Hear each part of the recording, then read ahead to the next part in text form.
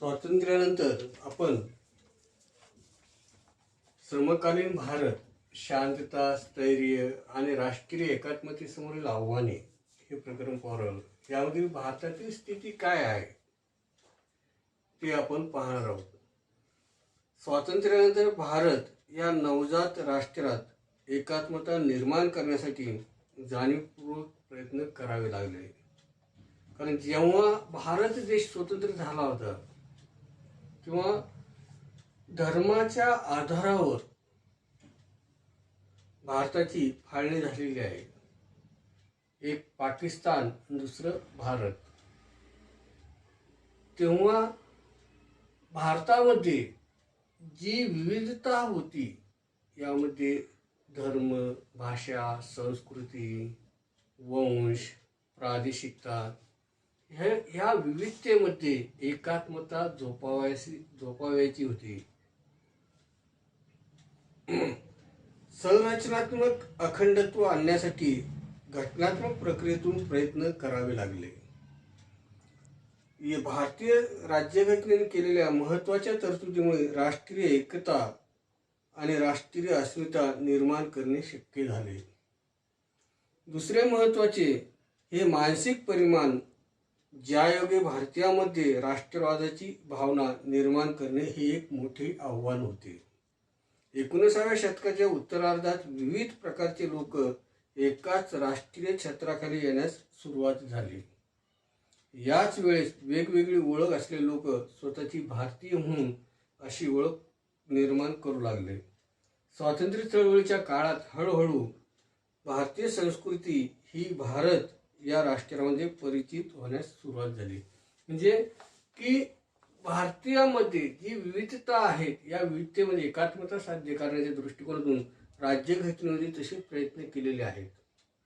यामध्ये आपण पाहिलेलं भारतीय राज्यघटनेचा सरनामा पाहिला तर या सरनाम्यामध्ये आम्ही भारतीय जनता, भारताचे एक सार्वभौम प्रजासत्ताक गणराज्य,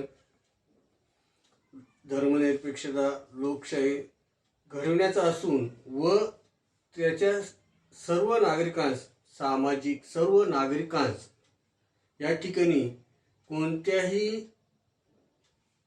गटाचा समूहाचा उल्लेख केलेला नाही. सर्व नागरिकांस सामाजिक, आर्थिक, राजकीय न्याय, विचार, अभिव्यक्ती, विश्वास, श्रद्धा व उपासना यांचे स्वातंत्र्य व दर्जाची व संधीची समानता निश्चितपणे प्राप्त करून देण्याचा आणि त्या सर्वांमध्ये व्यक्तीची प्रतिष्ठा व राष्ट्राची एकता आणि एकात्मता यांचे आश्वासन देणारी बंधुता प्रवर्धित करण्याचा संकल्पपूर्वक प्रयत्न करून आमच्या संविधान सभेत आज दिनांक 26 नोव्हेंबर 1949 रोजी याद्वारे हे संविधान अंगीकृत व अधिनियमित करून स्वतः प्रत अर्पण करीत आहोत. म्हणजे यामध्ये राष्ट्राची एकता आणि एकात्मता यांचा उल्लेख केलेला आहे. राष्ट्राचे अखंडत्व कायम राहावे यासाठी सर्व नागरिकांमध्ये एकात्मता निर्माण होणे गरजेचे होते. त्याचबरोबर त्यानंतर 42व्या घटनेनुसार धर्मनिरपेक्षता आणि समाजवाद ह्या दोन शब्दांचा सरनाम्यामध्ये समावेश केलेला आहे की कोणत्याही धर्माला राजाश्रय दिलेला नव्हता. सर्व धर्मियांना समान अधिकार, समान धार्मिक स्वातंत्र्य राज्यघटनेद्वारे देण्यात आलेले आहेत. त्याचबरोबर जेव्हा भारतावर ब्रिटिशांचं साम्राज्य होतं त्यावेळेस वेगवेगळे गट ही त्यांची ओळख सुद्धा वेगवेगळी होती. काही धर्माच्या नावाने, काही भाषेच्या नावाने, काहींची वंशाच्या आधारे, काहींची प्रदेशाच्या आधारे अशी वेगवेगळी स्वरूपाची ओळख. परंतु आपण पारतंत्र्यात आहोत आणि आपल्याला स्वातंत्र्य मिळणे आवश्यक आहे ह्या राजकीय जाणीवेने सर्व भारतीयांमध्ये एकात्मता निर्माण झाली आणि आपण स्वातंत्र्य मिळवणे हे त्यांचे एक ध्येय आणि उद्दिष्ट ठरलेले होते. त्यामुळे सर्वप्रथम आपण भारतीय, नंतर आपली ओळख. म्हणजे त्यांच्या मनामध्ये आपण भारतीय आहोत ही जाणीव निर्माण झाल्याने आपण सर्व एक आहोत अशी एकात्मतेची भावना त्यामध्ये रूढ झालेली आहे. म्हणजे त्यांची मानसिकता त्या ठिकाणी निर्माण झालेली होती. तीच मानसिकता स्वातंत्र्यानंतर टिकविण्याच्या दृष्टिकोन घटनाकारांनी विशेष प्रयत्न केलेले आहेत. संरचनात्मक परिमाण संरचनात्मक दृष्टीने राष्ट्रीय एकता आणि प्रादेशिक अस्मिता यामध्ये साधलेला समतोल खालील वैशिष्ट्यामधून स्पष्ट करता येईल. पहिलं, सार्वत्रिक प्रौढ मताधिकारासहित लोकशाही व्यवस्था निर्माण करून राष्ट्र बळकट करणे हे संरचनात्मक दृष्टीने महत्त्वाचे होते. लोकशाही आणि राष्ट्रीय एकीकरण हे एकमेकाला पूरक होते. विविध गटांचा शासनामधील सहभाग प्रातिनिधिक लोकशाहीमुळे शक्य झाला. म्हणजे प्रौढ मताधिकाराच्या द्वारे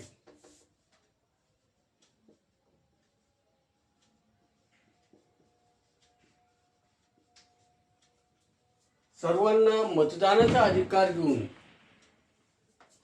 राजकीय व्यवस्थेमध्ये सर्व लोकांचा सहभाग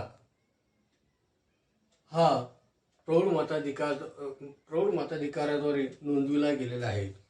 यामध्ये कोणत्याही स्वरूपाचा भेदभाव न करता धर्म, वंश, जात, लिंग, भाषा, संपत्ती अशा प्रकारे कोणत्याही स्वरूपात भेदभाव न करता वयाची ठराविक वर्ष पूर्ण झालेल्या प्रत्येक नागरिकाला, भारतीय नागरिकाला मतदानाचा अधिकार प्राप्त करून दिलेला होता.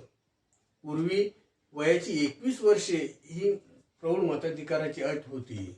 नंतर घटना दुरुस्ती करून ती 18 वर्षे करण्यात आली. म्हणजे सध्या 18 वर्षे पूर्ण करणाऱ्या कोणत्याही भारतीय नागरिकाला मतदानाचा अधिकार प्राप्त होत असतो. म्हणजे यामध्ये राष्ट्रीय एकीकरण व एकमेकांना पूरक असे वातावरण प्रौढ मताधिकारामुळे निर्माण झालेले आणि त्या आधारे राजकीय व्यवस्थेमध्ये, निर्णय प्रक्रियेमध्ये सर्व प्रकारच्या लोकांना यामध्ये सहभाग होता येते. आणि हे सर्व लोकशाही व्यवस्थेमुळे शक्य झाले. दुसरं, संविधानाने प्रबळ केंद्र शासनातील संघराज्य व्यवस्था स्वीकारली.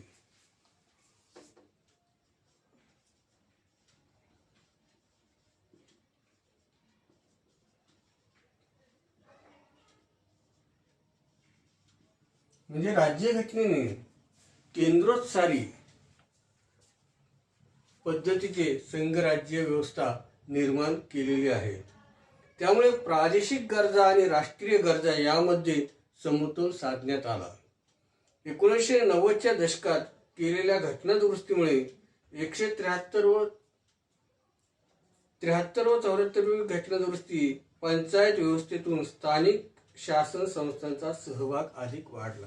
म्हणजे प्रबळ केंद्र सरकारमुळे की यामध्ये केंद्र सरकारला जास्तीत जास्त अधिकार देऊन त्या आधारे प्रादेशिक स्तरावरील विकास साधण्याचा प्रयत्न केलेला आहे.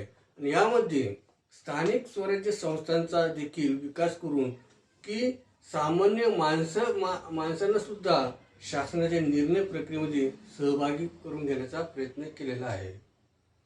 त्या सांस्कृतिक ओळख निर्माण करण्यात भाषेला महत्त्वाचे स्थान आहे. भारतीय संविधानाने प्रादेशिक भाषांना अधिकृत भाषांची मान्यता दिली. भारतात भाषावार प्रांत रचना निर्माण करण्यात आली.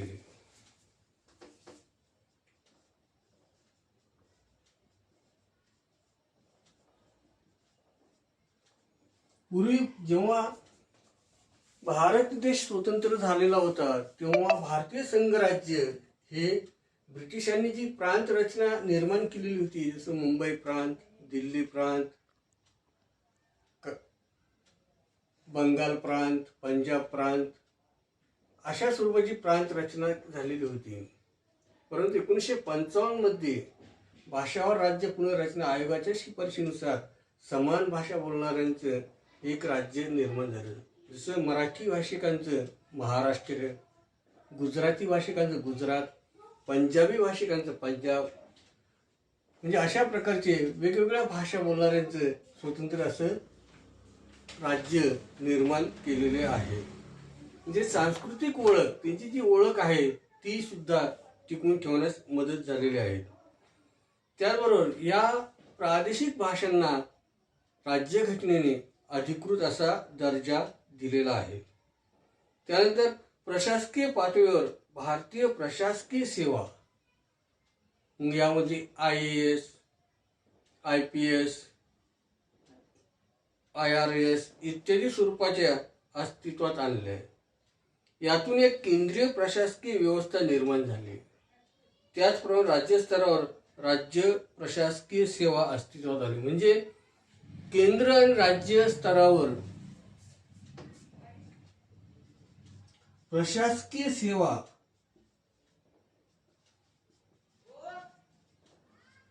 निर्माण करून संपूर्ण देश एक सूत्री कारभार यामध्ये निर्माण करण्याचा प्रयत्न केलेला आहे. म्हणजे UPSC आणि MPSC या दोन आयोगांमार्फत या ठिकाणी कर्मचाऱ्यांची भरती केली आहे. स्पर्धा परीक्षाद्वारे त्यांची भरती केली आहे.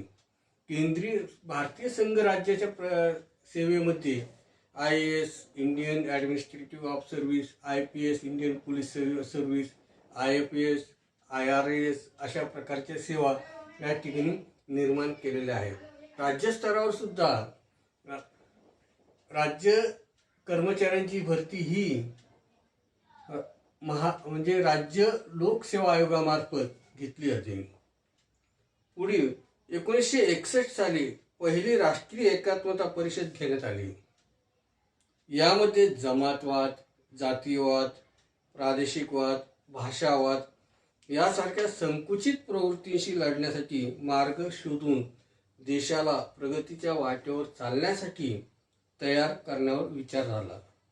यावेळी राष्ट्रीय एकात्मतेशी निगडीत विषयांचा आढावा घेऊन त्यासंबंधी शिफारस करण्यासाठी राष्ट्रीय एकात्मता परिषद निर्माण करण्याचे ठरविले गेले. म्हणजे राष्ट्रीय एकात्मता परिषद निर्माण करून ज्या संकुचित प्रकारच्या प्रवृत्ती आहेत यामध्ये